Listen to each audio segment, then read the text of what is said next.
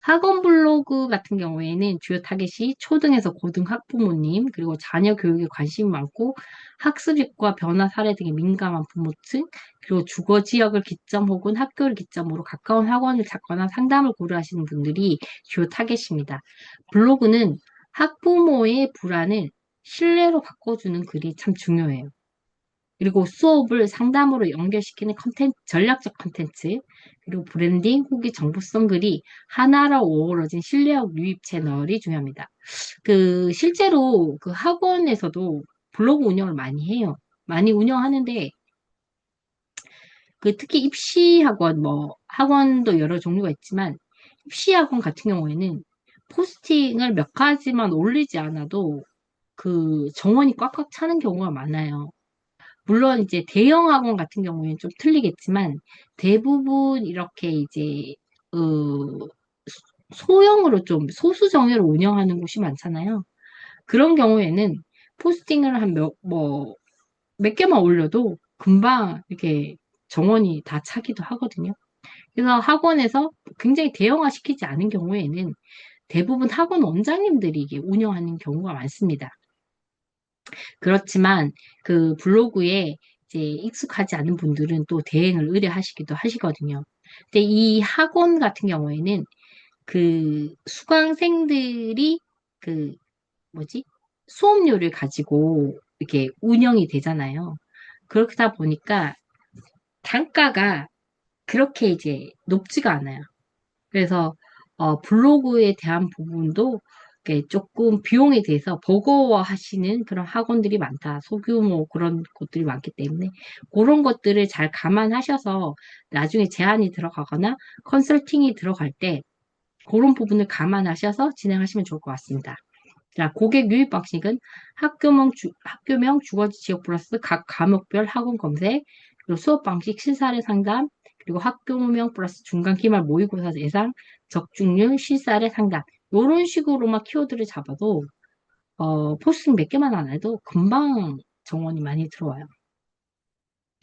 실제적으로 저도 이제 아이 셋을 키우면서 그런 이제 학원을 많이 알아보고 했는데, 딱 고객 유입이 되는 컨텐츠가 있어요. 그리고 그 키워드가 있고. 네, 그렇습니다. 그 다음에 준비사항, 사업자 등록. 블로그는 사업자가 없어도 되지만 네이버 지도를 해야 되기에 등록증을 준비합니다. 소규모로 공부방이라든가 아파트 단지 내에서 이렇게 하시는 분들은 사업자 등록이 없으신 분들도 계세요. 하지만 대부분 이제 엄마들이 검색을 했었을 때 주변 지역으로 많이 보내려고 하기 때문에 블로그도 블로그지만 그 플레이스 등록도 꼭 하시길 추천드립니다. 최근에는 또 어떤 것들이 많냐면 그 바에 바에를 연결해주는 업체들 있잖아요. 그래서 그런 블로그들이 많이 점유율이 굉장히 높아요. 그러니까 실제적으로 오프라인으로 있는 그런 것보다 그러니까 원격을 하든지 뭐 그런 식의 블로그들이 전국적으로 지역으로 해서 많이 들어와 있기 때문에 웬만하면 지도 등록을 좀 하시기를 권해드립니다. 그리고 상담 사례, 학부모 질문, 수업 중 학생 변화, 성적 변화 그래프, 그리고 교재 사진, 예상 문제 학교별 시험 적중률, 피드백 체크리스트 같은 것이 있습니다. 그리고 학습 태도, 공부 방법, 학원 분위기, 운영 방식 등에 대한 준비를 하도록 합니다. 브랜드 블로그 운영법 같은 경우에는 학부모가 궁금해할 만한 검색어를 정해야 됩니다. 제목과 포스팅 내용을 반드시 문제 해결 중심이어야 되고 제목은 감정 공감형 제목이어야 합니다.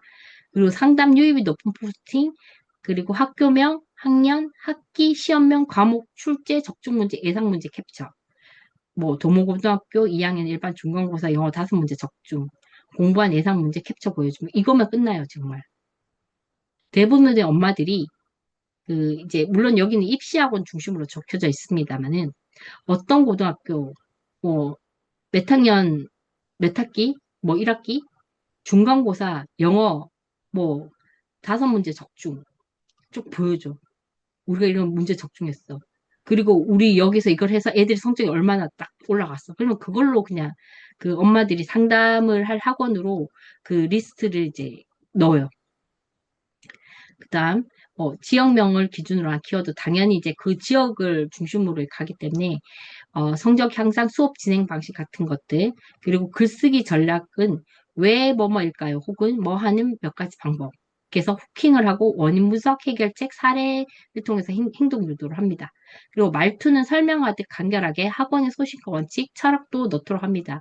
물론 그 학원의 그런 이제 운영 방식도 중요하지만 학원을 운영하는 원장님들의 그런 소신이나 원칙, 그리고 철학도 굉장히 중요하거든요.